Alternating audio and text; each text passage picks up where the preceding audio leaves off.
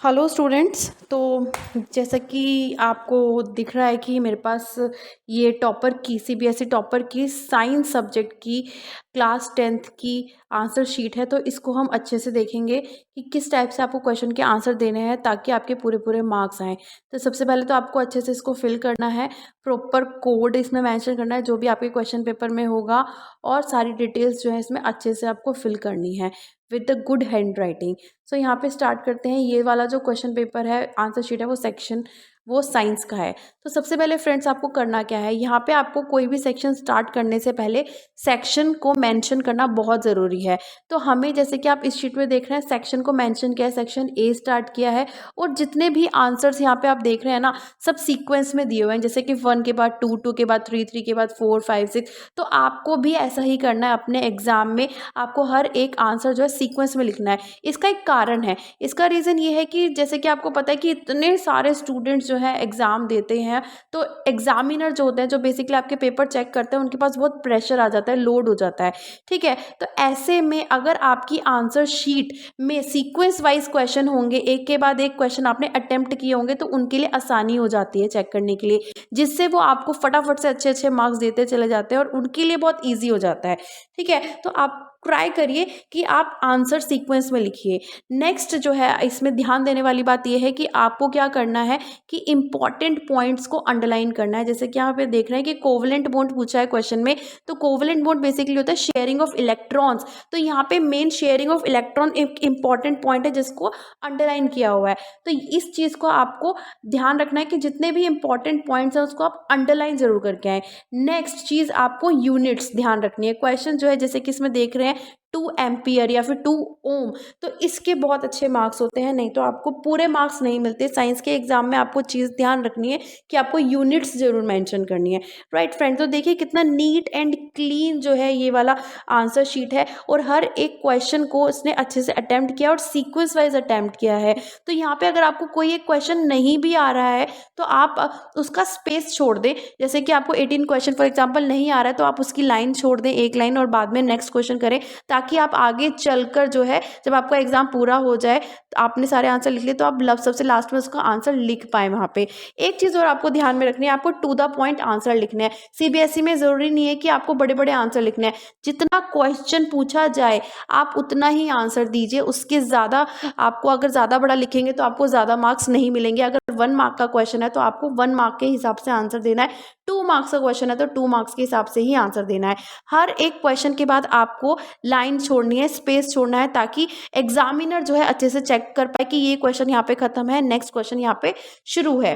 ठीक है, तो यहाँ पे नेक्स्ट चीज़ जो है ऑब्जर्व करने वाली बात ये है कि आपको फॉर्मूला ज़रूर लिखना है। जैसे कि यहाँ पे 1 मेगावाट की डेफिनेशन पूछी है क्वेश्चन में, तो स्टूडेंट ने यहाँ 1 मेगावाट को डिफाइन करने के साथ साथ उसका फॉर्मूला भी लिखा है, जिससे बहुत अच्छी तरीका है आपको अच्छे मार्क्स लाने का। ठीक है, इसके अलावा आपको और क्या चीज़ ध्यान रखनी है, मेक शॉर्ट हेडिंग। जैसे कि डिसएडवांटेजेस आपसे पूछे जाते हैं, तो आप क्या करोगे, पहले हेडिंग बनाओगे 2 डिसएडवांटेजेस आर, फिर उसको जो है पॉइंट्स में लिखोगे। पॉइंट्स में लिखने के अलावा आपको अपनी हैंड राइटिंग का पर ध्यान देना है, डैश लगाने हैं, कॉमा लगाना है, फुल स्टॉप लगाना है, जहाँ पर भी आपकी लाइन खत्म हो रही है वहाँ फुल स्टॉप लगाना है, जहाँ पे कॉमा लगना है वहाँ कॉमा लगाएंगे, जहाँ डैश लगना है वहाँ डैश लगाएंगे। तो ये पंचुएशन मार्क्स होते हैं, इन सब का चीज़ों का आपको ध्यान रखना है। नेक्स्ट चीज़, अगर आप मिस्टेक कर दें तो, जैसे कि यहाँ पे आप देख रहे हैं कि अगर आपको मिस्टेक कर दे तो आपको क्या करना है, आपको सिर्फ एक स्मॉल लाइन ड्रॉ करनी है और उसको कट करके वहाँ पे आपको आंसर लिखना है जो भी आपका सही है। ठीक है, लेकिन कुछ स्टूडेंट क्या करते हैं, ओवर राइट करते हैं, उसके ऊपर घुमाने की कोशिश करते हैं पेंसिल से, जो कि बिल्कुल गलत तरीका है। या फिर इस टाइप का, जैसे आपको इस इमेज में दिख रहा है कि अलग अलग जो है डिज़ाइन बनाते हैं उसको कट करने के लिए, तो इतना सब कुछ करने की ज़रूरत नहीं है। ये टाइम कंज्यूमिंग होने के साथ साथ बैड प्रैक्टिस भी है।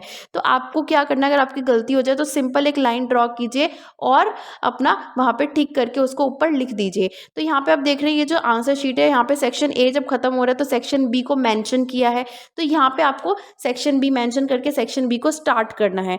नेक्स्ट, आपको पता है reactions are the important part of science exam. तो रिएक्शंस को आप कैसे लिखेंगे, सबसे पहले आप रिएक्शन का नाम लिखेंगे, जैसे एक्सोथर्मिक रिएक्शन या प्रेसिपिटेशन रिएक्शन। ठीक है, और जब भी आप रिएक्शन को लिखें तो आपको क्या करना है कि आपको कंपाउंड के नेम लिखने हैं, जैसे CaO is a quick lime, और क्या बना, स्लैग्ड लाइम। ये सब चीज़ें लिखना बहुत ज़्यादा इंपॉर्टेंट है, और एक कैटलिस्ट लिखना बहुत इंपॉर्टेंट है, किसकी प्रेजेंस में वो रिएक्शन हो रही है, या फिर आपको स्टेट मेंशन करना ज़रूरी होता है कि कोई पर्टिकुलर कंपाउंड जो है एक्वस स्टेट में है या सॉलिड स्टेट में है या गैस रिलीज हो रही है, जैसे कि आप इस सारी पिक्चर्स में देख रहे हैं। तो ये चीज़ें आप रिएक्शन लिखते हुए ध्यान में रखें, इससे आपको फुल मार्क्स मिलेंगे और सारी चीज़ें आपको अच्छे से समझ में आएंगी। एग्जामिनर जब आपका ये रिएक्शन चेक करेगा तो वो बिल्कुल करेक्ट करेगा। इसमें आपको एक रिएक्शन लिखते समय आपको ये सब चीज़ें ध्यान रखनी है। जैसे आपको ये ग्रीन कलर के एरो में शो हो रहा है कि कट किया हुआ है और आगे लिखा हुआ है, तो आपको ज़रूरी नहीं है कि आपको ओवरराइट करना है या अलग अलग तरीके के डिज़ाइंस बनाने हैं। आप सिंपल एक लाइन ड्रॉ करिए और उसको आगे करके आप कंटिन्यू करिए। फॉर्मूला आपको जहाँ जहाँ लगता है कि जैसे डॉबर्नियर ट्रेड है, तो आपको डॉबर्नियर ट्रेड को जो है कि आपको उसको एग्जाम्पल जो है फॉर्मूला लिखने की ज़रूरत है, तो आप जहाँ पर ज़रूरत है फॉर्मूला ज़रूर लिखिए। ठीक है, नेक्स्ट आपको क्या करना है, रिएक्शंस जैसे कि आप ये देख रहे हैं तो यूवी रेज की प्रेजेंस में हुई है, मैंने आपको बताया था। तो आपको इन द प्रेजेंस, तो किस की प्रेजेंस में कोई पर्टिकुलर एक रिएक्शन हुई है तो वो ज़रूर मेंशन करिए। और जैसे कि यहाँ O3 जो है एक ओजोन है तो वो मेंशन कीजिए। नेक्स्ट जो है आपको ये दिख रहा है कि यहाँ पे कुछ पोर्शन गलत लिख दिया स्टूडेंट ने, तो उसके बाद उसने क्या करा, ऊपर लिख दिया आंसर कंटिन्यू बिलो, और एरो डाल के उसने नीचे आंसर लिखा। तो ये वाली राइटिंग प्रैक्टिस आप ज़रूर अपनी आंसर शीट में अपनाइए, क्योंकि हो सकता है कोई कि ये कोई बड़ी बात नहीं है कि आपसे मिस्टेक ना हो, तो मिस्टेक हो सकती है, it is a common mistake. तो आपको जब काटना है, कुछ आपसे गलत हो गया, मिस्टेक हुई है, तो आप उसको कट करके आप ऊपर लिख दीजिए आंसर बिलो, और नीचे आप आंसर लिख सकते हैं। ठीक है, नेक्स्ट चीज़ आपको क्या ध्यान रखनी है, पॉइंट्स में आंसर लिखना है फ्रेंड्स। यहाँ पे सबसे अच्छी चीज़ ये है कि आपको हेडिंग्स बनानी है। जैसे फंक्शन पूछा है विलाई का, तो आप फंक्शंस लिखिए, फंक्शन ऑफ बिलाई लिखिए, उसके नीचे से उसको जो फंक्शंस है, instead of writing in paragraph, मैं हमेशा बोलती हूँ आपको पैराग्राफ लिखने की ज़रूरत नहीं है, आप हमेशा अपने आंसर को पॉइंट में लिखिए। अगर आप पॉइंट में लिखेंगे तो एग्जामिनर अच्छे से उसको समझ पाएगा और आपको फुल मार्क्स देगा ही देगा। Next, diagrams. तो साइंस में सबसे पहले तो आपको पता है रिएक्शन के बाद डायग्राम बहुत इंपॉर्टेंट होते हैं। तो डायग्राम जो है आपको नीट एंड क्लीन डायग्राम बनाना है, जैसे कि आप इसमें देख रहे हैं, जीनोटिपिक रेशियो अलग से लिखी है, फिनोटिपिक रेशियो अलग से लिखी है। तो ये आपको यही मेथड जो है अपने उसमें फॉलो करना है, और ध्यान दीजिए कि आप जितना अच्छे तरीके से उसको इलेबोरेट करके लिखेंगे, अलग अलग लाइन में लिखेंगे, आपको कंजस्टेड नहीं बनाना, ज़रूरी नहीं आप एक ही लाइन में सब कुछ लिखें, आप आराम से खुला खुला लिखें, और हर एक आंसर को आप अलग अलग लाइन में लिखें। जैसे कि एक क्वेश्चन है, उसके 3 पार्ट्स हैं, तो हर ज़रूरी नहीं है कि आप 3 पार्ट जो है एक के बाद एक लिखें, तो बहुत अनटाइडी सा जो है आंसर शीट आपकी लगती है। तो हर पार्ट को आपको अलग अलग लिखना है, एक एक लाइन छोड़ के। ठीक है, यहाँ पे अगर थोड़ा सा बिग क्वेश्चन, बिग आंसर्स की बात करते हैं, जैसे 3 मार्क्स का क्वेश्चन होता है या 5 मार्क्स का क्वेश्चन होता है, तो जो लॉन्ग आंसर होते हैं ना, तो उसमें आप अंडरलाइन जरूर करिए। ये आप लिख लें बात को कि आपको अंडरलाइन जरूर करना है जो भी लॉन्ग आंसर्स होते हैं, क्योंकि लॉन्ग आंसर जो है थोड़े लंबे होते हैं और उनको पढ़ने में एग्जामिनर थोड़ा बोर फील करता है। तो इसलिए अगर आप उसमें इंपॉर्टेंट लाइन्स को, इंपॉर्टेंट वर्ड्स को अंडरलाइन कर देंगे तो एग्जामिनर को पता चल जाएगा कि ये सारे पॉइंट इस आंसर के अंदर हैं, तो आपको ईजिली जल्दी से जल्दी बहुत अच्छे मार्क्स मिलेंगे।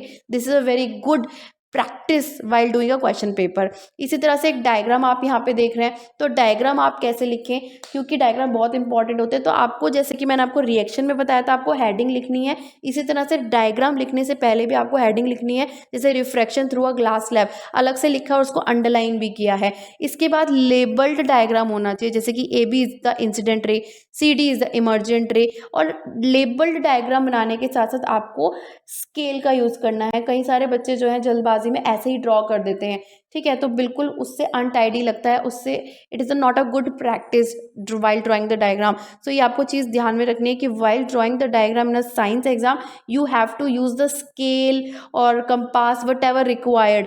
लाइक लेबल्ड डायग्राम होना बहुत ज़रूरी है, हर एक चीज़ को आप लेबल करेंगे, इस तरह से आप डायग्राम को ड्रॉ करेंगे तो आपको फुल मार्क्स मिलेंगे। This is my guarantee to you. तो यहाँ पे आप ध्यान रखिए, मैं आपको हर एक शीट, हर एक पेज दिखा रही हूँ कि हर एक आंसर में स्टूडेंट ने इंपॉर्टेंट पॉइंट्स को अंडरलाइन किया है, ठीक है। इसी तरह से आपको कोई भी फॉर्मूला जब भी आप यूज़ करें तो उसको मेंशन करें अलग से, विदाउट राइटिंग द फॉर्मूला। आप उसको अगर पुट कर देंगे तो आपको आंसर तो पूरे मिलेंगे, लेकिन कुछ मार्क्स हाफ पॉइंट कट जाएगा। तो आपको आंसर ज़रूर लिखना है और हाईलाइट करना है अपने आंसर को, जैसे कि इस स्टूडेंट ने किया है 33.33 सेंटीमीटर जो है उसको बॉक्स में कर दिया, और नीचे भी लिखा है to correct near vision she needs a lens of focal length of 33.33 centimetre. Units का बहुत ध्यान रखना है, बिना यूनिट्स के आपको फुल मार्क्स कभी नहीं मिलते। तो जब भी आप कोई न्यूमेरिकल सॉल्व करें, आपको 2-3 चीज़ें ध्यान रखनी है। एक तो आपको फॉर्मूला यूज़ करने से पहले उसको अच्छे से लिखना है, और यूनिट्स का ध्यान रखना है, और अपने आंसर को हाईलाइट करना है। नेक्स्ट, आपके पास एक ना एक क्वेश्चन आपके एग्जाम में ज़रूर पूछा जाता है, डिफरेंस बताइए। तो यहाँ पे सोप्स एंड डिटर्जेंट का डिफरेंस है। तो इसमें देखो कितने अच्छे से जो है स्टूडेंट ने डिफरेंस लिखा है, पहले कॉम्पोजिशन लिखा है, फिर एक्शन इन हार्ड वाटर लिखा है। तो इस तरह से उसने जो है डिफ्रेंशिएट किया है। तो आप इसी तरह से अपने आंसर को लिखिए, मेक शॉर्ट हेडिंग, ज़्यादा बड़ी बड़ी हेडिंग बनाने की जरूरत नहीं है, छोटे छोटे हेडिंग बनाइए और उसके बाद टू द पॉइंट आंसर लिखिए और पॉइंट्स में लिखिए। तो हेडिंग्स बनाना, उसकी सब हेडिंग्स बनाना, ये एक अच्छा तरीका है अपने आंसर को प्रेजेंट करने का। It is a very good practice in presenting your answer, making the short headings and making the points as well, right। तो ये देखिए एक रिएक्शन जो है स्टूडेंट ने लिखी है, जिसमें नीचे उसका आंसर लिखा है सोडियम इथेनॉइड। इसी तरह से उसने हर एक आंसर में अंडरलाइन किया है अपने इंपॉर्टेंट टॉपिक्स को। डायग्राम देखिए, साइक्लोहेक्सेन का डायग्राम जो है कितना अच्छे से उसने ड्रॉ किया है। तो आप जो है अपना स्पेस लीजिए, जरूरी नहीं है कि आप छोटा छोटा बनाएं सब कुछ। आपको क्या करना है, खुला खुला लिखना है, और हर एक पार्ट को आपको एक लाइन छोड़ के देना है। जैसे 26 के ये 4 पार्ट हैं, ABCD। तो आप जो है पहले A पार्ट लिखेंगे, फिर एक लाइन छोड़ेंगे, फिर B पार्ट लिखेंगे, फिर एक लाइन छोड़ेंगे। तो एग्जामिनर को पता होना चाहिए कि सारे पार्टों के आंसर उसने लिखे हैं। नेक्स्ट, जब आप डायग्राम बनाइए तो देखिए कितना अच्छे तरीके से डायग्राम बनाया है। इलेक्ट्रॉनिक कॉन्फ़िगरेशन नीचे लिखा है कैल्शियम का, हालांकि इसमें ज़रूरत नहीं थी लेकिन फिर भी इसने लिखा है। तो कोई ऐसी चीज़ है ही नहीं जिसमें एग्जामिनर जो है मार्क्स कट कर पाएगा। सारी चीज़ें जैसे आप ऊपर भी देख रहे हैं, जो प्रॉपर्टीज़ हैं सारे पॉइंट्स में लिखी हैं, बुलेट्स बनाए हैं छोटे छोटे।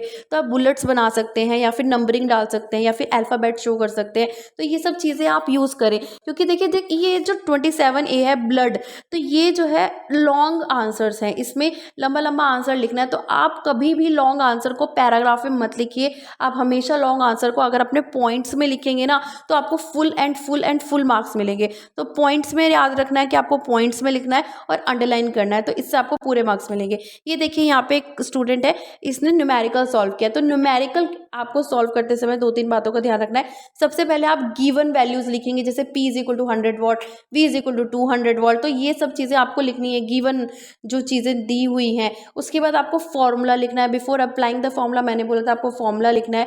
और नेक्स्ट चीज़ आपको ध्यान रखनी है यूनिट्स, 400 ओम या फिर 90 किलोवाट आवर, 585 रुपीज़। तो rupees, kilowatt hour, ohms, volt, watt, ये सब चीज़ें ना फ्रेंड्स इतना ज़्यादा इंपॉर्टेंट रोल प्ले करती हैं वाइल सॉल्विंग अ न्यूमेरिकल। इन्हीं चीज़ों के मार्क्स होते हैं। अगर आप ये चीज़ें करी आएंगे ना, तो आपके कहीं पे मार्क्स नहीं कटेंगे। सो वीडियो अच्छी लगी है, बेनिफिशियल लगी है, अपने फ्रेंड्स तक ज़रूर शेयर कीजिए, और मेरे चैनल को प्लीज़ सब्सक्राइब कीजिए अगर आपने सब्सक्राइब नहीं किया है तो। So friends, till then, bye bye, take care and best of luck for exams.